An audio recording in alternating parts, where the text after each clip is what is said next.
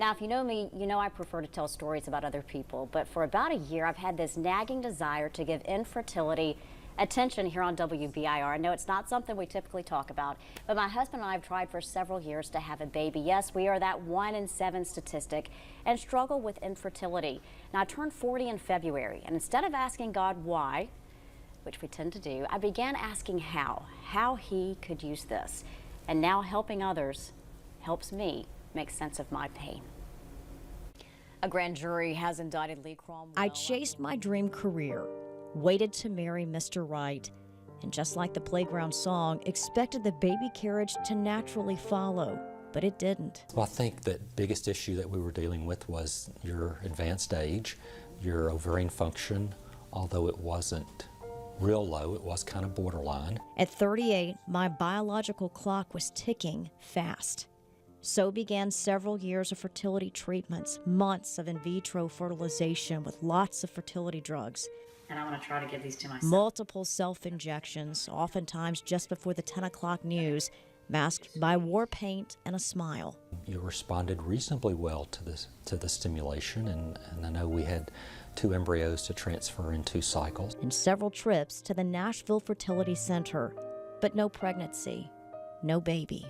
We just didn't get over that hump of getting one of those to implant. When it works, it's the best thing in the world. And when it doesn't work, it's devastating for these patients who have done so much to try to get to that point. My husband shouldered much of the burden and his own pain and disappointment. It makes me cry just thinking about it, gosh. It makes me cry just sitting here talking to you. And my IVF nurse, Tina DeBoer, saw me at my weakest. But I have been doing this since 1991, and you still hang up the phone and put your head down and say, I can't do this. It's a very difficult thing to know that you are taking away somebody's dreams by telling them that it didn't work. But I have not given up on you. While Dr. Hill hasn't, I have given up the dream of having my own child. God has blessed me with 2 unbelievable children. No, they're not biologically mine, but I absolutely love them as my own. And I'm choosing to focus on them and not what I don't have. Pretty hard not to be happy with that crew. I'm very blessed with a wonderful family, and I got really emotional yesterday, and you just have to understand, I want you all to know I'm at peace.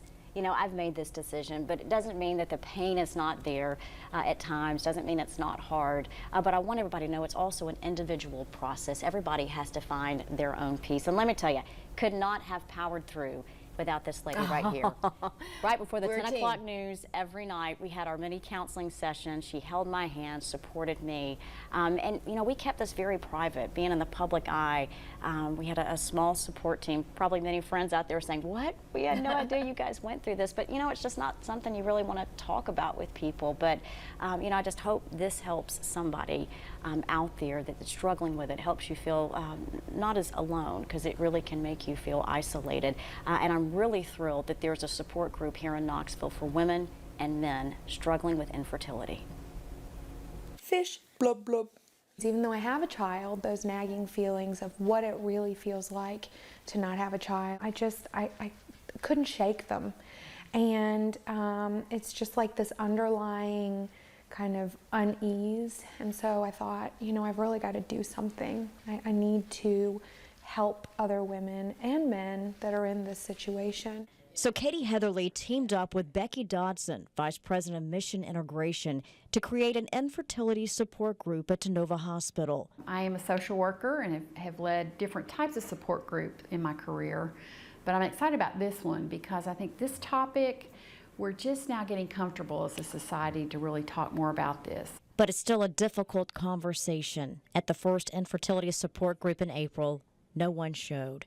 They're hoping, though, over time, more and more people will have the courage to come. Getting folks together who share this in common, I think not only helps them not feel alone, but it also helps to normalize their feelings. They may think what they're feeling is very abnormal, you know, shame or guilt or anger. You know, those are feelings that are quite normal for this process, and to hear other people in the group express them it's like, oh, great, you know, I'm not the only one that are having these feelings. I think it's because, you know, it's just such a natural thing to have a child that when you can't, you just feel so betrayed by your body. But that's not the case at all.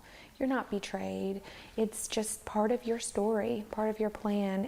And working through that and accepting that is what I want to help people do. And it's a journey for women, but it's a journey for couples.